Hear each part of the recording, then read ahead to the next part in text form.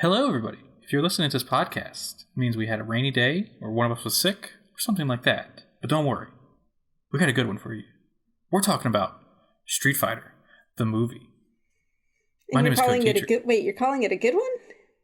Okay, it's going to be good. My name is Cody Teacher. We have one for you. Yeah, we have one for you. All right, fine. My name is Cody Teacher.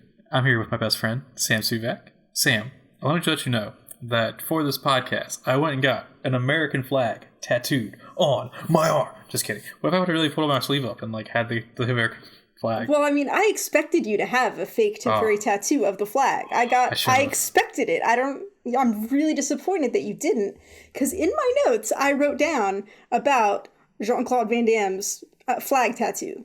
It was pretty badass. It's pretty badass. So, all right. So we're talking about Street Fighter the movie, released in 1994. I think it was in December of 1994. And let's be upfront. Not a very good movie. Not a bad movie to some people. I know, I didn't care for it, really. But I mean, I wouldn't say it's bad. It's just, it is what it is. Do you place this above or below the Super Mario Brothers movie? Below. I liked this. I liked the Super Mario Brothers. True. What was the last one that we watched that I also didn't like? Doom. I placed this above Doom. Oh, actually. Okay, all right. So, yeah. I mean, it's fine. Right. It's just, I guess there's things I would have rather done with my time. Fair. So, eventually we'll do a good we're going to do a good one movie soon, hopefully. Well, although if we do a good one, it might push this one back. So it would come out. It would have already come out by the time you're hearing this. Possibly. Yeah. Who knows? Rainy day stuff just gets weird. It does. So we're going to try something a little different this time around. Instead of going plot point by plot point, we're just going to give an overarching plot summary and then kind of talk about bits and pieces that we kind of enjoyed, some characters that we liked. Just talk about the movie in general instead of going beat by beat. So Street Fighter the movie, I feel like Capcom went to them and was like, hey, we want a Street Fighter movie. And some guy was like, well, you know what that needs? An underlying Vietnam War theme. Oh. I thought you were going to say Jean-Claude Van Damme is what it needs. It also needs Jean-Claude Van Damme, Raul Julia, because fuck yeah. Yeah. And a really nice supporting cast, I feel like. We'll get into that in a second. Yes. Okay. All right, before we get into this, can we just start? I don't want to miss out on some of my really important notes, okay? And my first note was I looked at the rating panel, and it said this was rated PG-13 for non-stop martial arts and action violence. And let me say, this is my first area of disappointment because it was not nonstop. Oh, no. It was not nearly nonstop. Okay, there's plenty of downtime in this movie. If it had been nonstop martial arts and action violence, I might have enjoyed it more. I'll just say that. Yeah, there was very little fighting. It seemed like for this movie called Street Fighter. Yeah, this movie was an hour and 40 minutes, and I was like, oh man, the first 40 minutes we're just cramming characters, and then I paused the movie and we were only 20 minutes in and they fit the entire Street Fighter roster into that first 20 minutes pretty much. I was blown away. To be fair, I am not familiar with the Street Fighter roster, so all of this was I don't know who that is. I'd heard of Kin and Ryu, I'd heard of those two, so I was when they came on I was yeah, okay. And then I've heard of Chun-Li, but I didn't. I think I didn't even understand that's who Ming-Na Wen was playing. I think I looked on IMDb in the middle of the movie because I thought she was just a journalist until she had her reveal that she's actually a badass. And then I was oh, I know who that is. And she was pretty badass. I liked her in this movie. She was fantastic in this movie, actually. Yeah. So the kind of plot of Street Fighter. The movie is I'm just sorry I'm gonna interrupt real quick. I'm just gonna intersperse my trivia as I remember it, and then we'll do some at the end if I miss it. But apparently the movie was based on Street Fighter 2, the video game. Oh, okay. All right, cool. The plot. I did not know that. I've never played it, so I don't know. Same. I've played like one Street Fighter game, and then like I played the Marvel vs. Capcom game, so that's how I know most Street Fighter characters. So there's kind of like a civil war going down in this country of Shadaloo, which is really fun to say. M. Bison, played by Raul Julia, is a dictator to some people. I'd say, and just he's the high point of this movie. He was fantastic as our villain. Okay, I mean, yes, he is a high point. I have another high point. We'll get to that in a little bit. All right.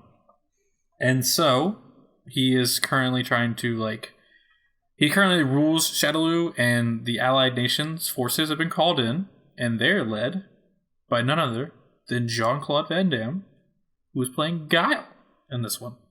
And I was real sad because he did not have the super high top hair. It was a little high, but Guile from the video game has super high hair. Speaking of high, would you like a point of trivia? Oh, go for it. Okay, so apparently Jean-Claude Van Damme had a really bad drug problem while they were filming this movie. Oh, shit. According to IMDb, do you want to guess how much money he spent on cocaine every week? Every week? Oh, every week.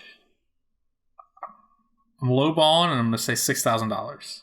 You were lowballing it. It's $10,000 worth of cocaine every week. This is in 1994, and apparently he was real difficult to work with on the set, and people did not like him. I can't imagine why.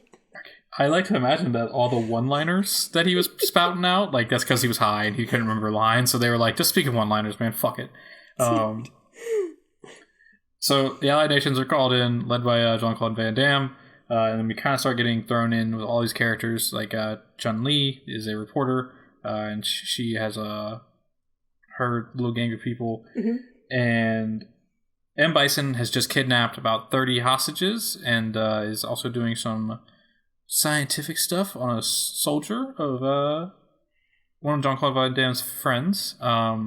And he's got these hostages, and he's demanding $20 billion in ransom, which yes. I was impressed by that. It's 1994, and he's asking for $20 billion. I mean, I'm stuck in the Austin Powers, where he's like $1 million, And I'm just like, man, he knew what he was asking for in that dude.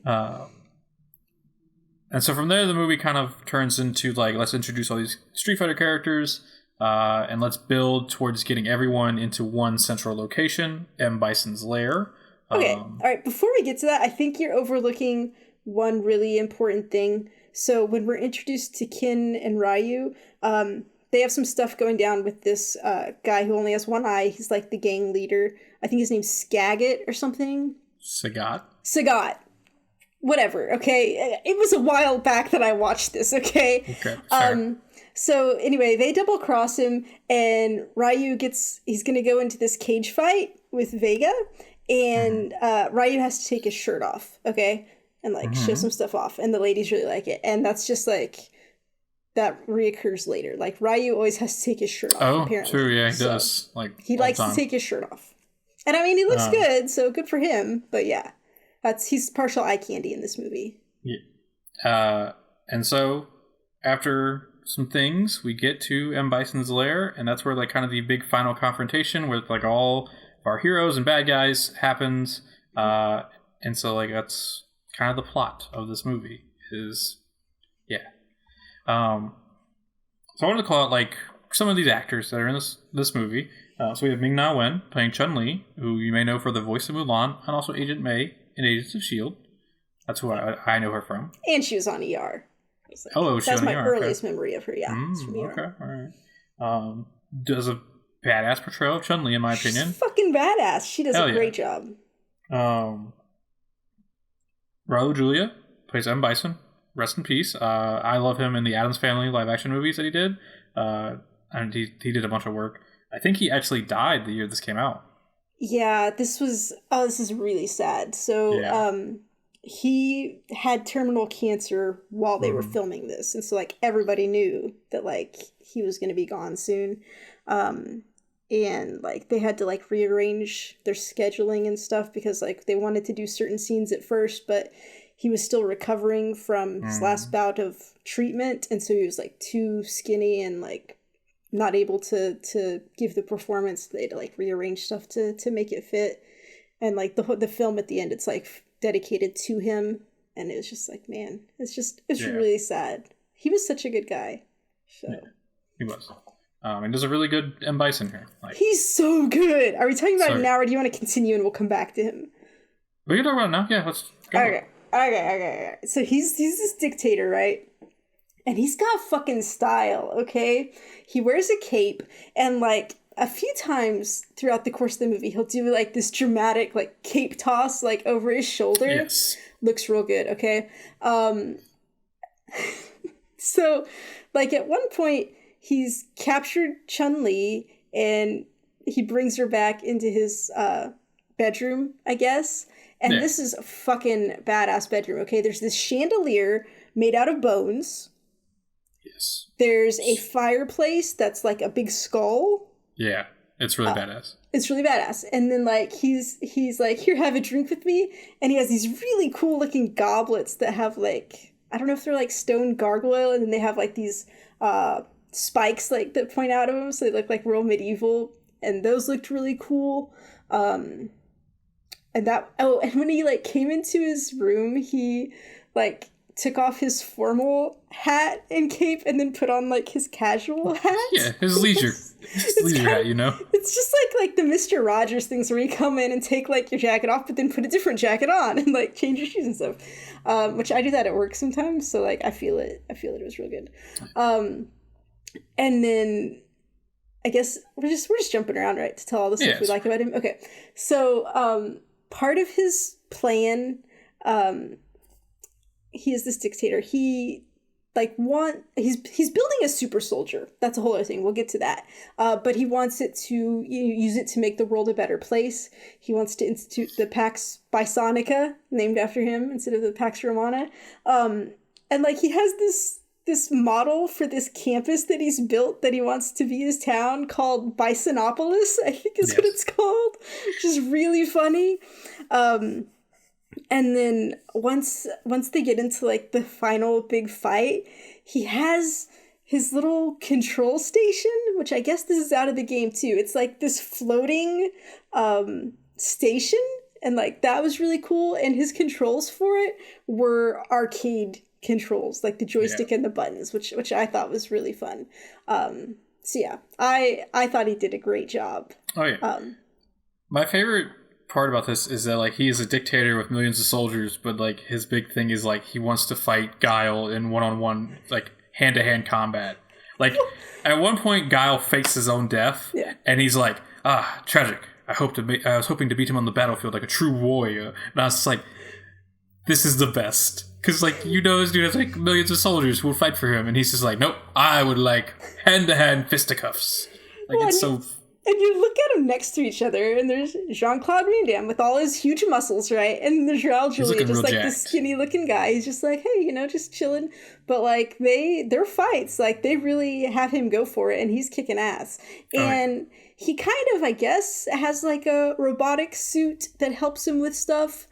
Or he has some kind of weird fucking superpowers, because there was at one point where he was like shooting lightning from his hands like Emperor Palpatine, and I was just like, well, hey, you're an evil villain, you gotta have some tricks. I thought he did great as M. Bison, and he definitely is one of the highlights of this movie. Other like actors I kind of like noticed was Andrew Bernarski. He played Leatherface in the 2003 and 2006 Texas Chainsaw remakes, and like those are some of the first Texas Chainsaw movies I ever saw. So like I really enjoy those movies. Who was he in this movie? He was Zangief, who I think is one of my favorite characters. I don't know who that was. That was the Russian guy with the mohawk. My favorite part of this movie is Chun-Li and her friends are going to bomb like with dynamite where M. Bison's troops are, and they push a truck down a hill.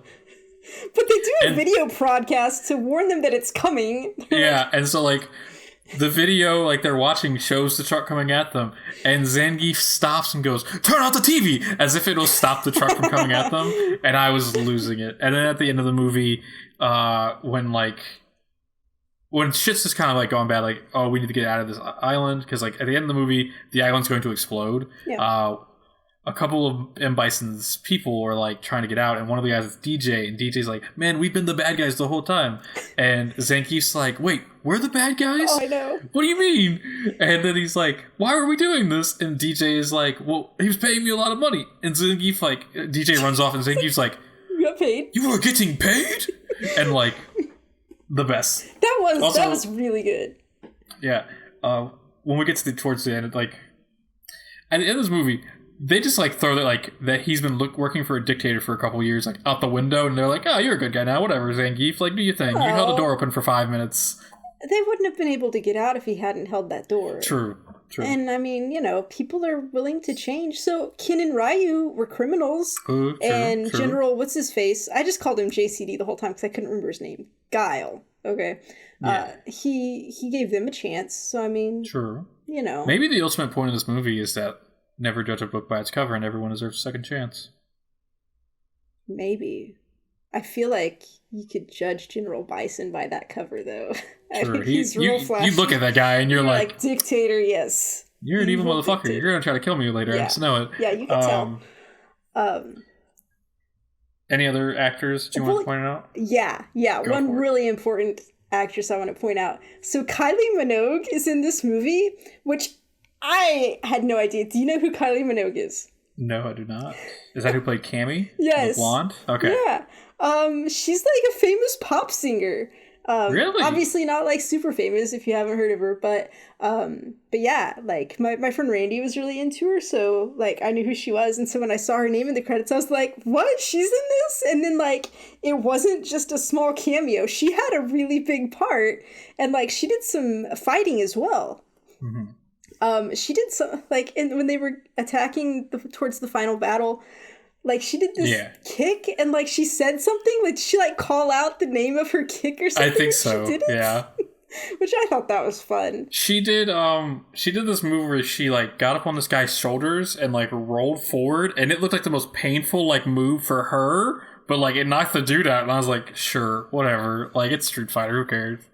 There was this really funny moment between her and Chun-Li, where I think Chun-Li is kind of making fun of her for wearing pigtails. Oh, yes. And then Cammy's like, well, look who's talking, because Chun-Li had, against her will, gotten like dressed up kind of like a showgirl. Like Bison had her dress up when he had her in captivity. And like she had these little half buns, like one on each side of her head. Not like Princess Leia, they were like higher up, like on top of her head. But Cammy's like, you got some too. And so they were just kind of like giving each other side eye. It was fun. I like that. So I think we should talk about, this is a very slow movie. Like, there's a lot of buildup. Like, it's just that it's not nonstop martial arts. And it's not. Especially for a movie called Street Fighter. Like, especially because like right as we're like, so when you're introduced to Ken and Ryu, you think a giant fight's about to happen between him and Vega. Yeah. And then Guile bursts through a fucking wall with a tank and is like, you're under arrest. And you're like, no, we wanted to fight. I don't know the full trivia on this. I could look it back up. But apparently, like, the choreography stuff was like, they didn't have time to get stuff planned out. I think part of it was the scheduling change because of Raul Julia. But like, like they were learning the fight and then 30 minutes later filming. So like they didn't have time to learn the fights. So that might be why it's kind of limited. And then also like I don't know if it's like the filmmakers and the producers were kind of at odds about stuff because like somebody wanted more video game action and video game moves. They wanted to like really mimic what was in the video game, but then I think it was the choreographer that they hired was like, no, that's not realistic, I'm gonna make you real fights. And so like they were really butting heads on that, trying to get stuff. I mean, they did try that like very late into the movie. Ken and Ryu do like moves that are based off the video game, like they do the Shoryuken and the like, I'm pretty sure Ryu does the spinning kick thing, and when they did it, I was like, that looked really rough. Like, that did not look... like, doing the moves from the game don't look as good, because they're not realistic. Let me just throw out real quick, this is just to bookend this. that final fight, so Ken and Ryu had been kind of like undercover, so they were like dressed up as Bison's dudes, and then they were trying to get out, and then they had to fight some of Bison's actual dudes. And so like before they fought, Ken ripped off the logo from his shirt because he's like, I'm not fighting for Bison. And that's where Ryu had to just rip off his whole shirt because he just can't wear a shirt. So that I think he ripped off the patch and then ripped off the shirt. And I was like, what are you doing, Ryu? He was just like, that shirt had to come off. That was the most important part of his fighting plan. Yeah. So yeah, so like I think the issue with this is it's kind of slow. There's not nonstop martial arts, and we're really just building to that final like everyone in one place. Let's have a giant fight. Yeah, and there's nothing in between that really like keeps you like. Did you like keeps Guile? Your attention? I found Guile to be tolerable. The whole when you were like, oh, he was doing cocaine, I was like, that explains all the one-liners, because Homeboy just talked in fucking one-liners the entire movie. I felt like I don't think he was that enjoyable to watch to lead the movie, and you know I know that they got him because he was the big name celebrity who was going to sell their movie, but like I think like currently when we see movies, they're so much better as far as character development and really like, you know, having some substance. So looking back on this, it's just harder, I think, because it's not the same kind of thing. Also, fun bit of trivia. Jean-Claude Van Damme passed on the role of Johnny Cage from Mortal Kombat in order to play this role. So I don't know which would have been the better choice. I don't remember how the Mortal Kombat movie is. I think it's also the Mortal Kombat movie is pretty good. Once again, this is all right though. So I think this is an all right movie. It's debatable. And like I think a thing that like, kind of bothers me is like when I think of Street Fighter, I think of like that franchise character as either Ryu or Chun-Li. Like those are the two characters. I don't think of Guile as like our main character. I'd never heard of him. So. Yeah, like he's like I know like some of the Street Fighter characters, but yeah, like I don't think of Guile like it's like Ryu, Chun-Li, and Bison. So like it was a little weird to me that they chose to make Guile the lead here. Do you know why? Because he's a white guy. Ooh, and they needed a fucking white guy to lead their movie. Fair. Yeah, there is some issues I have with this movie. Yeah, can I talk about my other issue that made me upset that I did not care for? Go for it. All right, so you remember our buddy, not Skagit, what's his name? Sagat. Okay. Sagat, who's only got the one eye, right? So there's this scene where he's hanging out with Raul Julia, and they find out that Jean-Claude Van Damme faked his death. And Raul Julia's like, yeah, it's obvious that he faked his death. And then he covers up one eye and he goes, what, you didn't see that coming? And I'm just like, whoa, dude. Like, that's not okay. I was just like, oh. Yeah. I mean, I guess it was a different time, and making fun of people with disabilities was funny in 1994. I don't know. I was just like, oh, I saw that and was just like, no, sir. That's not cool. I found the fight between, I want to say his name is Hana. I think in the game he's called Ihana, but they just call him Hana in this one. Okay. He's the sumo wrestler guy who was helping Chun-Li. I liked him. And so him and Zangief get into a fight at one point. And it's kind of a funny fight. And then there was one part that really, like, I was like, that was really fucked up. We didn't need that. Where, like, all the kind of, like, Asian characters, like, walk up to a screen and they cue in on them fighting. And they're walking through the display. And for no reason, Godzilla, like, sound effects are playing. And I was like, that's really fucked up. Oh, shit, what the fuck? Like, why is this happening? Okay. Like, that was unneeded. Like, you could have just had them, like, rolling around on that display table. Instead, you had to, like, add, like, Godzilla noises and stuff. It's like, all right, that was a little fucked up. There was a funny part between... What was the name Hana and...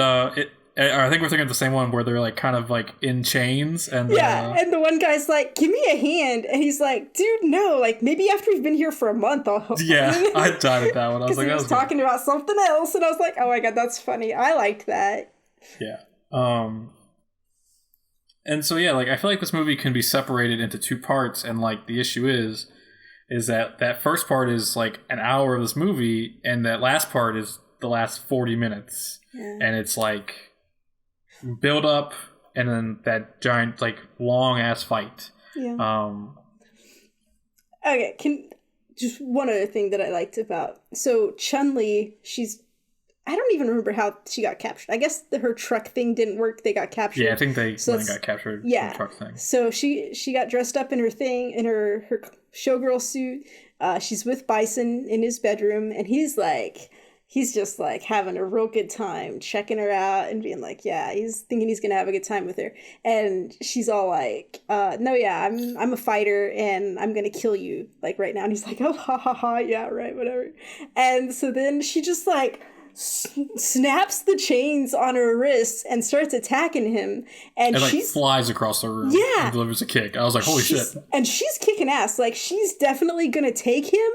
And then her buddies who've broken out, they come into the room, distract her, and of course he gets away when that happens because her fucking friend screwed it up. But she totally was the badass who could have just like taken him down right there. Like, she was about to do it. So end of that scene I have a problem with, because so what happens is Bison gets behind this like glass wall, and then like knockout gas comes down from the ceiling. Here's a small issue. At the very end, the fireplace lights up, and I'm like, I'm pretty sure whatever that gas is got to be flammable. Oh, I don't know. It's possible that it's not. I feel like I need to do some science and go get some knockout gas and like light a fire. No, I think you just need to Google it. I think that's I'll just Google the way to do it. But yeah, no, that was fine. Okay. We've kind of skipped over this whole super soldier thing, right? Yes. So, Bison took these people prisoner. He pulled one of the security military forces and was going to do experiments on him, and is trying to turn him into this super soldier, right?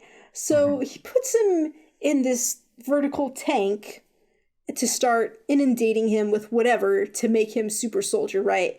Cody, did this or did this not look very much like the apparatus used to turn Steve Rogers into Captain America? Oh, yeah, a little bit, yeah. It looked so much like it, okay? Mm-hmm.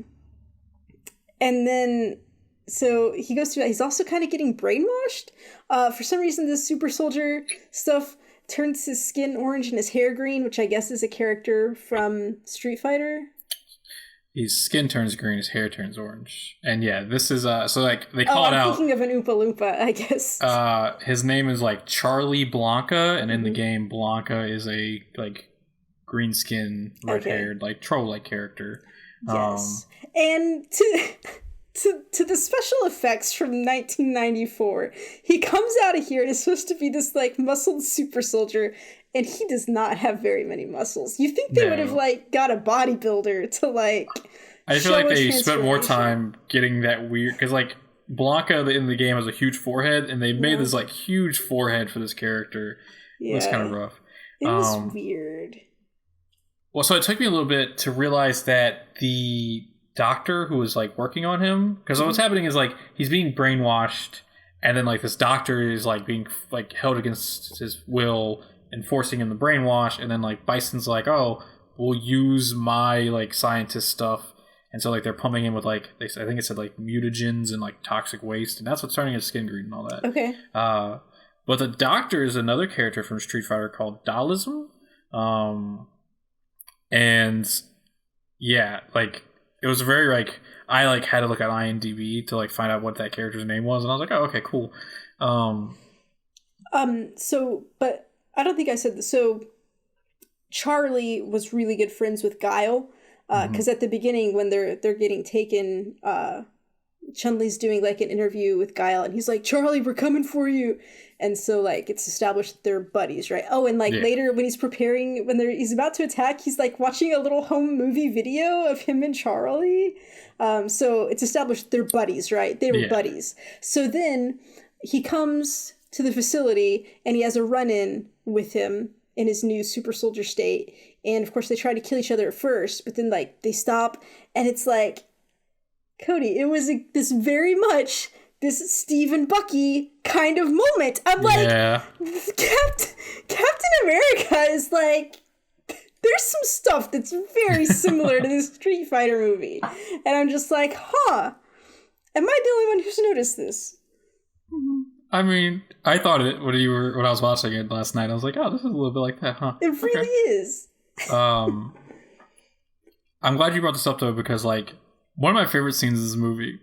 So like towards the end, as we're building to the giant fight, the 72 hours have passed for them to give Bison the $2 billion. So he's 20 like, billion. 20 billion, sorry. Yeah. And he's like, I guess they did not care about your lives. Now I will sick my super soldier on you. And so he like presses a button and like spikes come from the ground. And I'm like, okay, whatever. And then the pod comes up and the pod doors open. And like he's expecting Blanca to come out. Guile launches himself over some spikes. Like nobody has that much leg strength. And like he launches himself over and delivers a kick into Bison's chest. And I was like, I love this movie because oh my god, is this fucking stupid. And so yeah, and so my favorite part is that at the end of this movie, it's Guile versus Bison, right? Mm-hmm. Bison is a fucking dictator who has murdered millions of people. They have so many guns trained on him. And Guile was like, no, I will handle this. You guys walk away. And they're all like, are you sure, boss? Sure, whatever. And he's like, yes. And like, they're like, oh, all right, well, let's just go fight the fucking Bison guys on another level. Like, fuck it. Like, he's a murderer. No, just shoot him. Just pop him once, you're dead. Just shoot him. And so, yeah, we get this, like, the final, like, fight of this movie is Guile versus Bison. And, like, oh my god, Sam. It's something else. Because, like, well, like, Guile's kicking his ass at first. You're like, oh, alright, cool. Like, this is gonna be easy. And so Guile kicks him, and he falls onto, like, a top of a computer, like, thing that they had over there. And he's like, he picks up this, like, transmitter, and he goes, they're like, Guile, you alright? He's like, only half dead. And they're like, what about Bison? And, like, he looks, he goes, all dead. Sam, I lost. I had to pause the movie because I was like, that was the worst thing I've ever heard in a movie I've ever watched. But it was really good. Like, sorry. And so yeah. But yeah, he wasn't all dead. It was not. Because he fell into this thing. I think he got electrocuted, maybe? Yeah. And then, like, his suit goes into resuscitation mode. And it brings him back. So M. Bison is wearing this like leather suit, right? And so like it's like life sustaining systems online, CPR mode activated, and he's in this leather suit, and then out of nowhere, like his chest grows 20 sizes because I guess it's like electrocuting him, and like it does it a few times, and I was like, what is fucking happening? And so then and then like Guile's talking, and then he like turns around and there's Bison, and like I think Bison like clocks him. And then this is when the movie takes a turn because suddenly M. Bison's a fucking supervillain, like to the top notch. Like his boots have the same stuff that powers like not electromagnetic. What are the bullet trains in Japan? Yeah, I don't know how that works, but it's something. Yeah, so he starts flying. Yeah, he can fly. And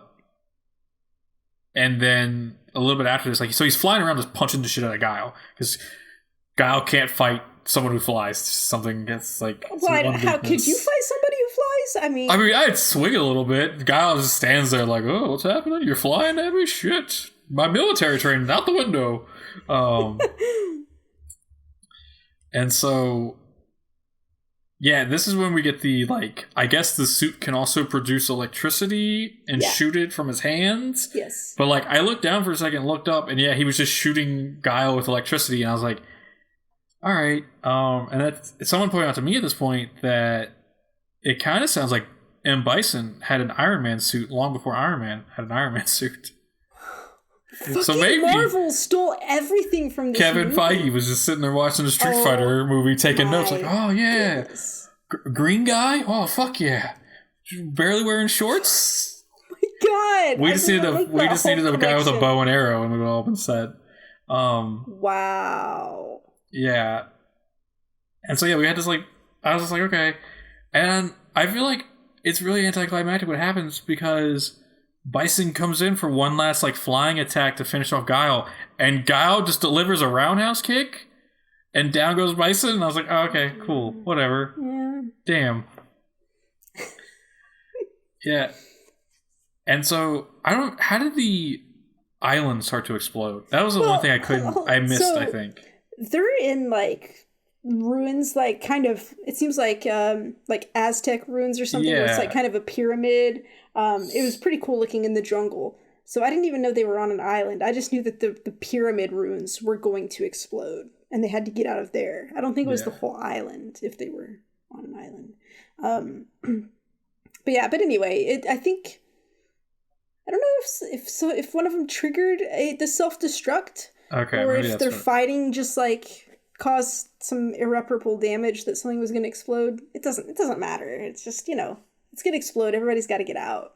Yeah. And so then from there we start getting some other kind of fights. Like, so Ken and Ryu were like going to go help the hostages, and like Ken was very much like, let's steal some shit and leave, man. Like, we're done here. Like, we've done our job. And Ryu, like, I liked Ryu's kind of arc in this because he started out like just trying to make some money, and then like he was really about like helping the Allied nations, and then like at the end, like he wanted to have a purpose, and Ken was just like, nah, fuck this. And so like they split off. Ken goes and finds like a golden statue, and Ryu like is wandering around looking for hostages to help out.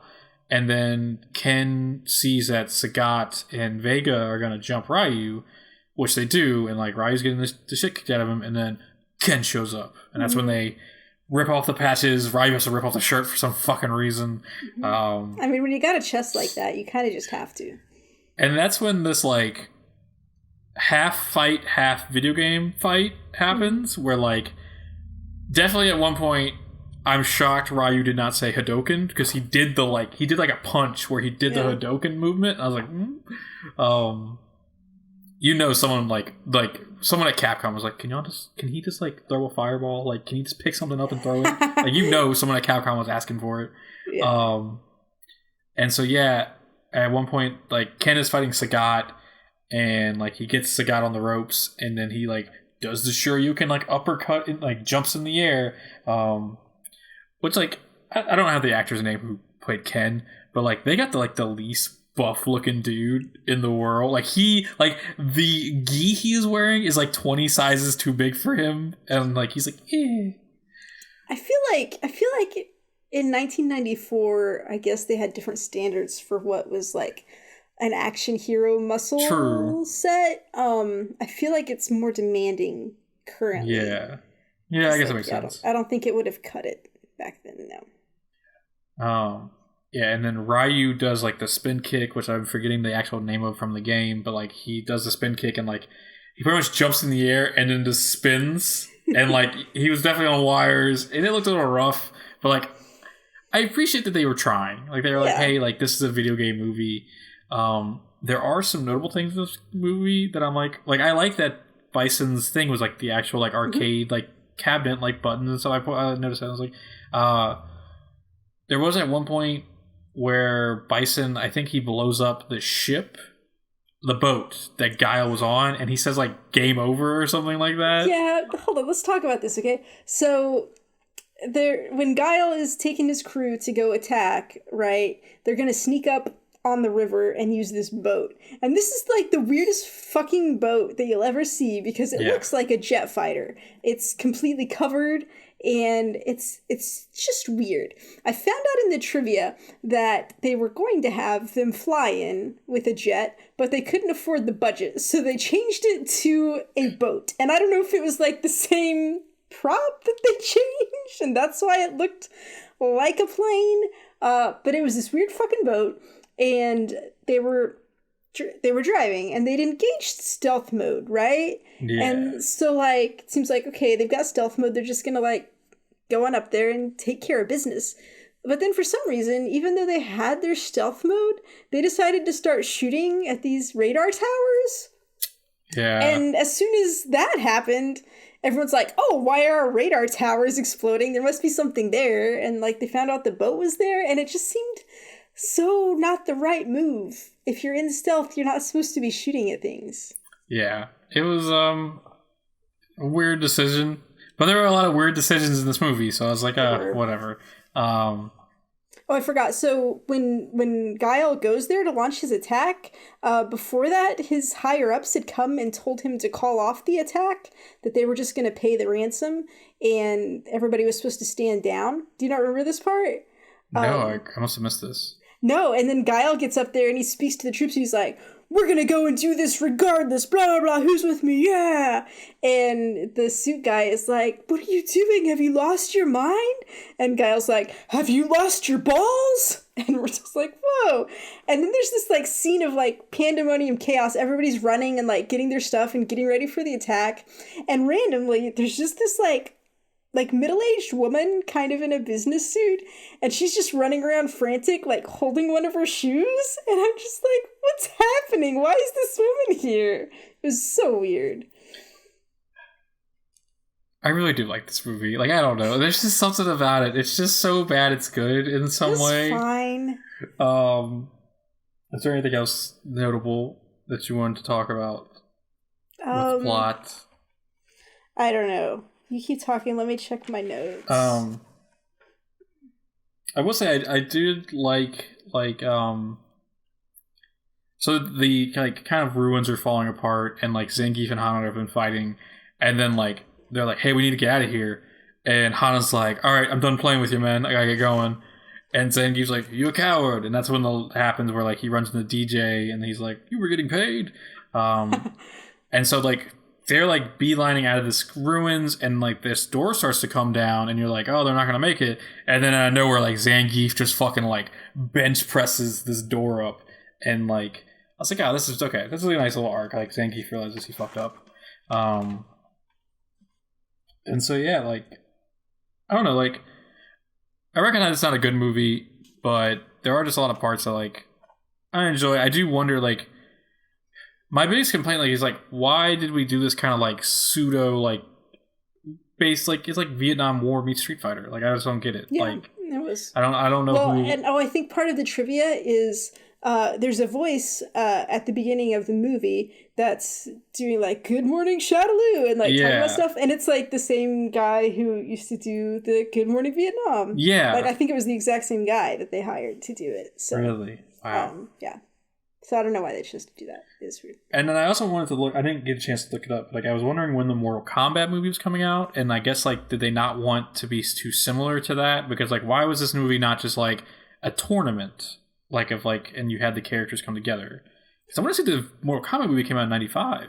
You're correct, sir. Yes, let's go.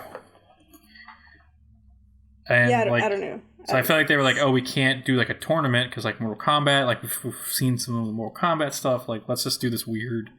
So here's the thing. So story. Sam, who knows nothing about Street Fighter, went into this movie expecting there to be some fights in the street, and I was like, what's happening here? This is weird. That's fine. Also, just one other thing that I wanted to mention. I enjoyed. So Sagat, eye patch guy. And then you briefly mentioned DJ, who was kind of like Bison's right-hand man taking care of business. So DJ, once all this shit goes down, there was one point where Bison said something like, we'll stand and fight them to the death. And like DJ just like kind of pulls his face like, what? I didn't sign on for that. And so then he gets the hell out of there. He goes and robs the safe and like takes this case full of money and like escapes. Sagat finds him and is like, hey, no, you're sharing that with me. And so they're fighting over it. And then like it opens and the money is just this money that Bison printed with his face on it because he'd already printed his own money. So they're just like, well, shit. Well, I like how DJ is just really pissed off and Sagat's just like dying laughing, like throwing the money in the air. And I'm like, what are you doing, Sagat? You're just kind of like fucking at this point. Yeah, and so like the movie kind of ends with so Guile is like looking for Charlie, and so he goes out back where he last saw him, which is like the little like lab, and Charlie's like, I won't go back, like I can't go back like this. And then the scientist Daalism, who suddenly shaved his head and ripped his shirt off. Yeah, he shaved his head and ripped his shirt off. Very strange. He'd been hanging out with Ryu. Yeah, he saw Ryu do it. He was like, "Oh, fuck, me too, man." Like, and they're both like, "We're gonna stay and die in this ruins thing, because like to atone for our sins is like pretty much what the point of it was." Well, I don't know if you mentioned it, but the scientist, he'd been shackled up. He was like hit a thing around his neck. He was chained there, so like he was forced to do this. He wasn't just like he wanted to do it. So. Yeah, so he was like, "Oh, I'll atone for my sins," and Charlie was just pretty much, "I don't want to go back because I'm like a monster now." And so Guile's like, "All right," and then like shit starts going down, and then like the ruins explode. And Guile has not shown up at this point, so all the characters are kind of hanging out outside, and they're like, "Oh," and then Zangief is just like, "He was good man." All right, and I was like, "Yes, Zangief, I fucking love you as a character." And then out of nowhere, Guile walks up behind everybody, like, "All right, whatever, man. Fuck it, who cares?" Yeah. And then Guile has kind of like a creepy line to Chun-Li that she kind of likes. They were being flirtatious, I guess, but it was a little creepy to me. He was like, "Only if you," she's like, "Oh, can I have that interview?" And he was like, "Only if you wear that dress." And I was like, "All right, man. Yeah. Bring it down, Guile. You all just almost died." And then the like ruins like really blow up, and the best shot of this fucking movie, they cut back to the group of them, and they all do signature poses from the game, and then the Street Fighter logo comes up. Yeah. And I was like, yes, that's how you end a fucking movie. That's pretty cool. Yeah. Oh, also, I forgot to say, at the very beginning of the movie, so after we saw the ratings, we have the Universal logo, and then, like, it kind of morphs or gets stamped, and it, like, turns into the Street Fighter logo. Yeah. And that was pretty cool. Yeah, it was pretty cool. And so, yeah, like, watching the first time I watched this movie for this podcast, I completely missed this, but like there's a guy talking throughout the entire credits. Like he makes jokes about like Bison's guys. At the beginning, he's like, "Hello, Shadaloo," and like it's the "Hello Vietnam" thing. And I was like, I feel like this movie's gonna have an end credit scene. And the second time I watched it, luckily I did. Yes, there's an end credit scene. So like once again, something Marvel is taking from this movie, Sam. To be fair, Super Mario Brothers movie had it first. So. Oh, true. Good point. And so yeah, at the end, I believe it's like the robot voice that was like activating the CPR machine and all that. Yeah. It says something about like solar batteries online. Mr. Bison, what would you like to do today? And then it shows a computer screen that clicks on some files, and the next thing you know, like a world domination thing pops up. Yeah. Pretty much just setting up like M. Bison is alive. In the sequel, he'll be back. I don't know, like, is there any trivia on, like, was a sequel planned? Or was this just, like, for fun they did that? I don't remember. I'll have to look that up. Yeah. Yeah, like, I do wonder what a modern Street Fighter movie would look like in comparison. Because, like, obviously, I think thered be more muscles. A lot more muscles. Like, 100% Chris Hemsworth is playing Guile. And we'd actually get, like, a... Probably... Who would you cast as Bison? I'm thinking Rami Malek? Ooh, yeah. I think he would be good. I think he'd be very good in Bison. Yeah. Yeah. I think he's a good spiritual successor for it. Hell yeah. I'd fucking recast Ming-Na Wen as Chun-Li. She can still do it. She can, yeah. She's great. I'm still blown away that Jean-Claude Van Damme was just doing cocaine for this entire fucking movie. Yeah. Like, he was jacked. Like, his muscles had muscles at some point. I was like, what is happening? Okay, so apparently there was another movie, Street Fighter: The Legend of Chun-Li, that came out in 2009, and Jean-Claude Van Damme was originally offered the chance to reprise his role, but he turned it down. Really? Yes. Yeah. See, I knew there was animated Street Fighter movies, because I remember watching those and really liking them, because the animated ones, like, they could do more, obviously. Oh, I'm sorry. I previously said that they didn't have money to do the flying plane, and that's why they used the boat. That was incorrect. The Thailand would not allow them to fly the plane in their airspace for the movie, and that's why they had to use the boat. So, yeah. Okay. I didn't realize this was filmed in Thailand. It makes a lot of sense, though, for, like, location and all that. Yeah. Wow. Yep. Any other trivia you got there, Sam? Despite negative reviews, the film grossed $33 million domestically and $66 million worldwide, earning almost triple its production budget of $35 million. Damn, that was good. Oh, we forgot to mention, before Chun-Li sent that truck with explosives at Sagat's place, she was posing as they were doing a magic trick, her and her buddies, and so they put her in this barrel to make her disappear or whatever, and they put the lid on the barrel, and the lid said Capcom on it. So okay. That was a fun. Also, I forget the director's name, but the director deferred his paycheck to pay for the rest of the movie. So yeah. Damn. Raul Julia accepted the role of Bison because his children were fans of the Street Fighter games, and he wanted to participate in a film that he thought they would enjoy with him, which is really sweet. Yeah. Yeah, real sad that he passed away, because like I really do like him I liked him as an actor, and like he was really good. Great. Gone too soon. Sam, I was just gonna say the first cut of the film got an R, which was not okay. So they made some cuts, and it resulted in a G rating. And they were like, "Hell no, we're not having a G rating." So they added. Jean-Claude Van Damme added a curse word in post-production to get it back up to PG-13, apparently. Which I want to see this R-rated cut of Street Fighter where like people are just getting like fucking headed by roundhouse kicks. Well, it just seems weird that like a curse word is what bumped it from G to PG-13, because there's a PG in the middle there. Like they missed the what did he say? I'm trying to remember.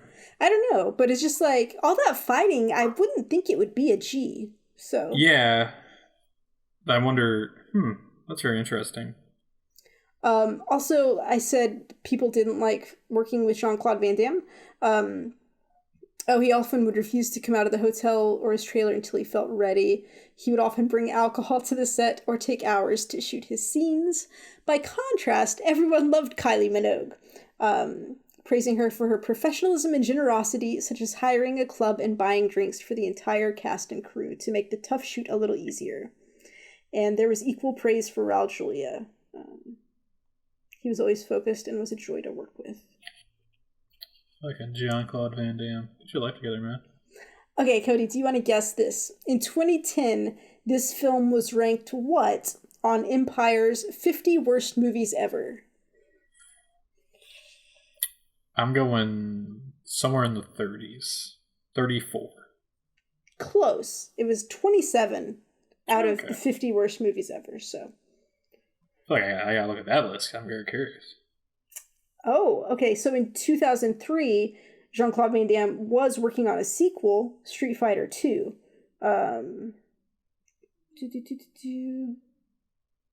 After a few years of trying to get the sequel off the ground, the project never materialized, and any plans for a sequel were scrapped in favor of the Street Fighter: The Legend of Chun-Li movie.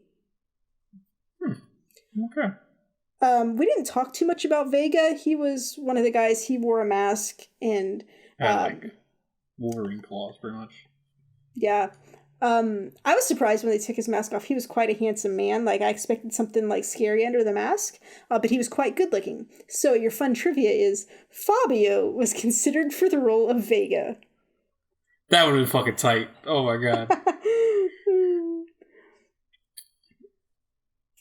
Okay. So, Sam, overall, how did you feel about this movie? I mean, I didn't really care for it. I was ready for it to be over and for me to get to do something else. And for us to maybe watch better movies the next time we do this. But what about you? The first time, so like it's been a while since I've seen this movie, but I remember liking it a lot. Yeah, you always remember liking it, and then we watch it, and I'm like, right? Oh, little Cody. I don't know that I trust little Cody's judgment anymore. I feel like younger me was just like, oh, there's some kind of action. This movie is a 10 out of 10. So yeah, like the first time I remember watching it, when I watched it like a few weeks ago, I was like, oh, like this is all right. And then watching it last night, I was like, man, this is rough. Like, there's some parts of this movie that I just was like when I was like, oh man, we're 40 minutes in. Let me just quote something here. This is a text that I received last night. It says, Sam, while I like this movie, do you want to do a podcast on it? And then that laughing, crying face. I felt so bad because like I was like halfway through the movie, I was like, I feel so bad that like I'm picking movies for Sam to watch, and she's probably like, Cody's awful at picking movies. I had suggested we watch the Mortal Kombat movie, and you're like, oh, let's do Street Fighter. And like, I don't know anything. Mortal Kombat probably sucks too. I don't know anything about either of them, but I was like, sure. I feel like the Mortal Kombat movie is actually pretty solid. I feel like a lot of people...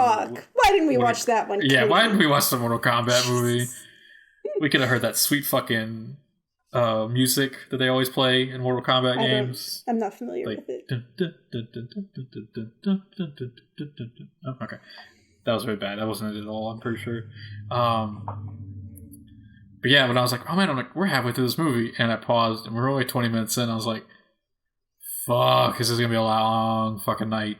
But I do like this movie. I think it's got some redeeming qualities, and those redeeming qualities are Zangief and Raul Julia. It has its moments. It's not like the worst thing ever. It's better than the Doom movie, so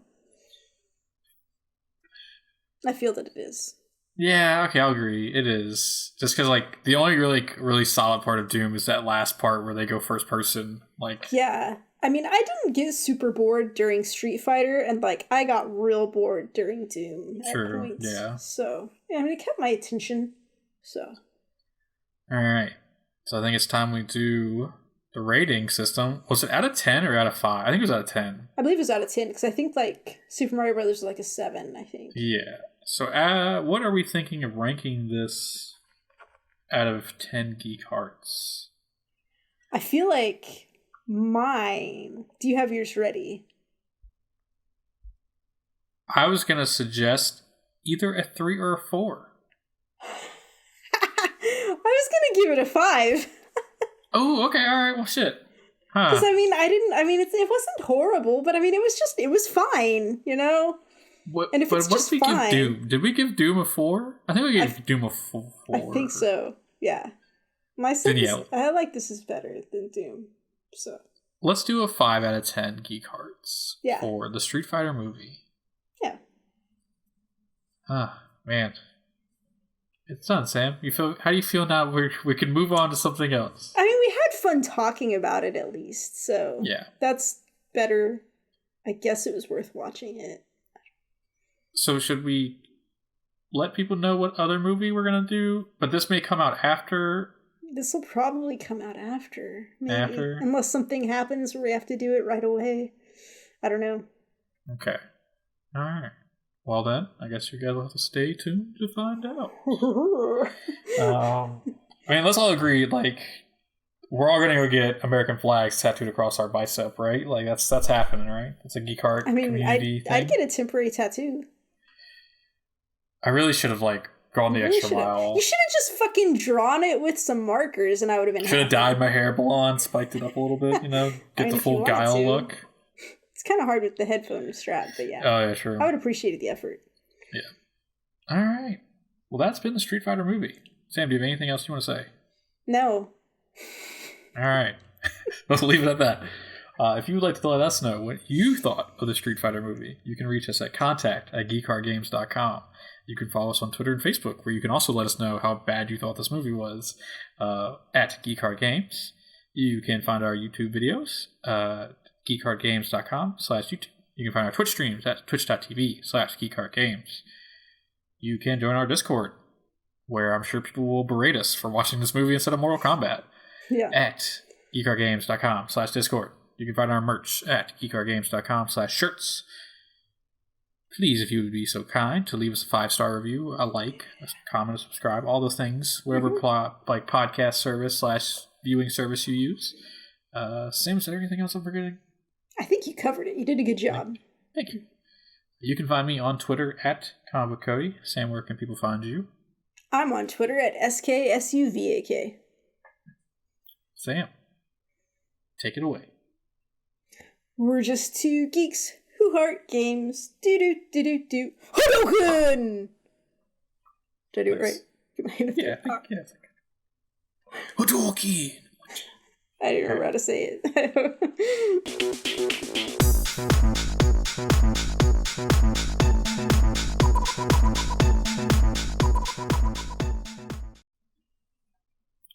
trying to think how to do this intro.